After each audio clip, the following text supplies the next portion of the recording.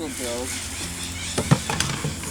their colony into this frame. So when we trap bees, we normally take the nest, tie it into this frame, and it enables a beehive to be like a cartridge system, so you can pull out the bits of comb. And this type of hive is called a Langstroth. It was invented over 100 years ago by a Reverend Langstroth, who studied bees, and there was a classic problem of how to harvest a hive because people would always end up killing the bee colony to harvest the honey. So this guy studied the bees. He realized, okay, they like living in a 5-gallon chamber. The 5-gallon chamber could contain some of the largest hives, and they like building their comb, you know, in a vertical fashion.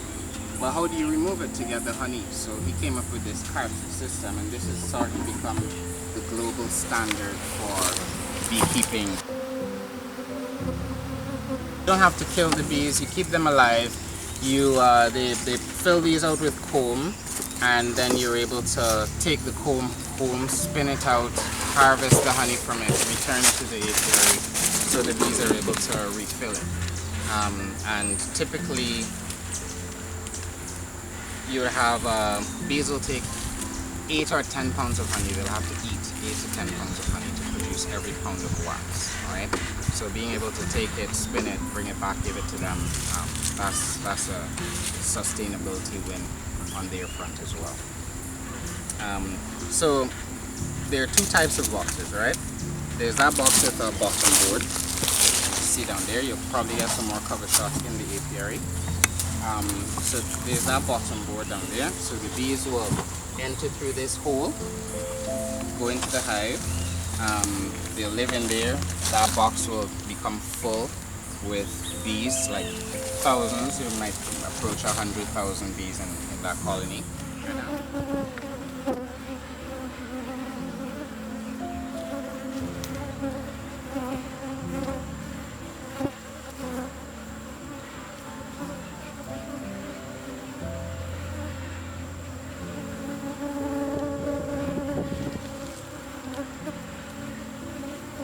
With all the knowledge that you have, and I mean the 4 years experience of that, have you or would you be interested in having sort of training sessions with the agriculture students, or have you already done that?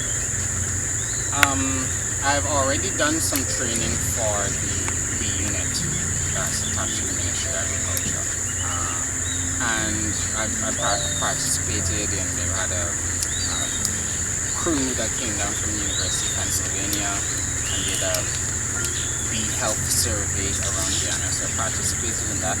And I love teaching people about bees. I post a lot on my page to get people interested in beekeeping and take people along on catches, demystify the bee, hopefully make them diminish some of the bad rep that they've gotten. You know, people just call them killer bees. And yeah, I'm very interested in training. That's something I have as a long-term goal, to be able to have a training facility. But these suits are really expensive. They're like $70,000 for a suit. Wow. So to imagine that I'm going to train 10 people is $700,000 in suits. You know, before I get to the smokers and all the equipment. So these are the only suits I would want to take people out in to train them, because I've had terrible experiences with poorer quality suits, the more common suits in the market. So yeah, it's all a tooling up process right now. I'm trying to continuously expand to meet demand, to clear my break-even point, and now try and basically get into a more commercial, sustainable apiary setting, where I have queens that can keep the apiary going for an indefinite amount of time. And yeah, it's just a very long process, and because they're little organisms, you can't force it. That's something I've learned. A lot of patience. I can't feed them grass and tell them move. I can't get more honey out of them like that. I can't take them to the pasture. I can't bring flowers and throw it at the door of the hive like an offering to get them to, you know. So it makes one more appreciative of natural processes.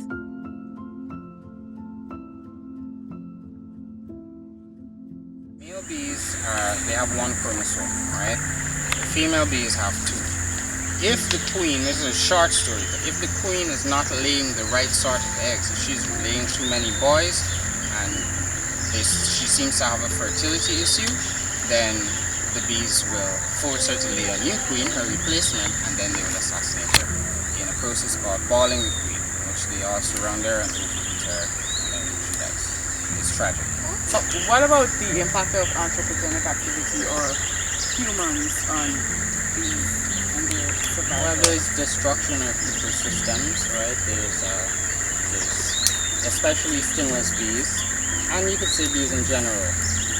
I've come to appreciate the existence of very large trees, right? And it's something you might take for granted, but bees require, when they nest in the wild, they ideally require trees of a certain size, with branches of a certain size, with a certain type of overhang. They're very versatile. They can live in a wide variety of environments, but those are sort of their ideal conditions. Large trees that termites have eaten, the hearts of the cambium, that have hollows in them, provide ideal nesting sites. Especially stingless species, they're very fond of tree hollows. Some of them, particular tree hollows.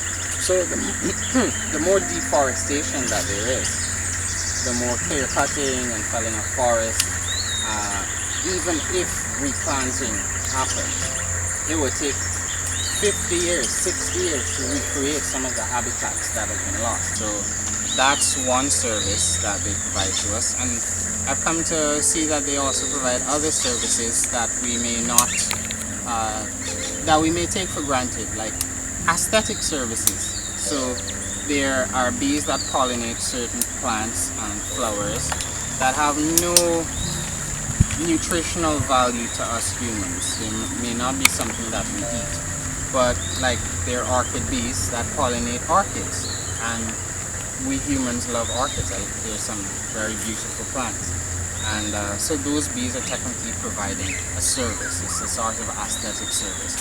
If you like trees and plants and looking at lush vegetation covering the earth, then the bees are providing that service. They are helping to keep that vegetation there. So a lot of the focus normally goes on fruits and vegetables that bees are pollinating, because we humans tend to be selfish. We can only conceive of the worth of something relative to how much it gives to us, right? Rather than its value to the planet as a whole. And that's something worth considering. That's not just to me, but maybe there's a monkey that eats a particular fruit that the bee pollinates, and I don't eat it, but the bee is very important to the monkey. Biggest hive I ever caught was in Haruni up the highway. They were in a building for 18 years, and I think we got about 7 gallons of honey from that one hive. Yeah, but it took us from 7 at night until like 2 or 3 in the morning to capture that hive. There were 2 of them on the property. But yeah, that was a humongous hive. Just buckets and buckets and buckets of comb. I had honey in my hair, honey in my long boots, honey soaked my whole skin. It's just my honey was in my eye. It was exciting. The bee goes to the door and he passes that honey to another bee. While it's in the honey sac of the bee, this nectar is acted upon by an enzyme that's in the stomach, the honey stomach for the bee. And it starts to convert the taste slightly into what we know as honey, right? And then that bee passes the honey to a receiver bee at the door of the hive. And that bee now receives the honey, and again, some enzymes in its honey stomach acts on the flower nectar. It changes a little more. And then the receiver bee is in charge of going and storing that honey in a cell. So they store the honey in a cell. Then all the bees work together like a giant air conditioning unit, and they fan their wings to dehydrate the nectar in those cells to a moisture content that's below 17%. Alright?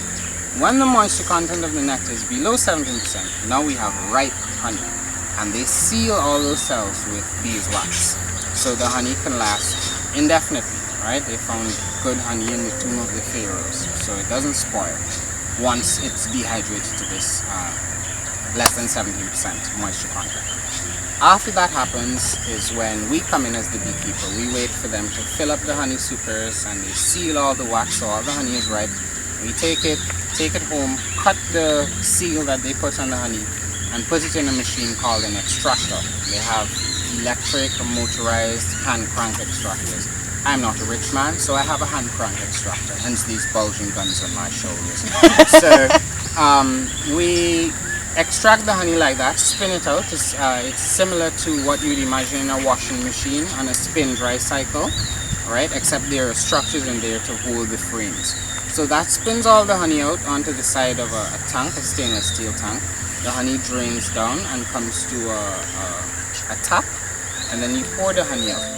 Bees are able to be considerate of each other. I am always amazed and I always admire not only their work ethic, but the fact that they come back, they're divided into crews, right? You have the crew that's collecting food, you have the crew that's receiving food, you have guard bees that are just protecting the hive, you have baby bees that are taking care of feeding the younger larvae, feeding the queen. They all have their own responsibilities and they share. The bees that come home with the honey don't say, oh, you didn't go out and collect honey today. They'll help the other bee. They feed each other and take care of each other. And I think at times like this, we could all benefit from taking care of each other. We all need nourishment. There's likely going to be problems with food security down the line as we're seeing in other countries. And we may be called upon to be like the bees and help feed each other and make sure that the other person is okay and protect each other.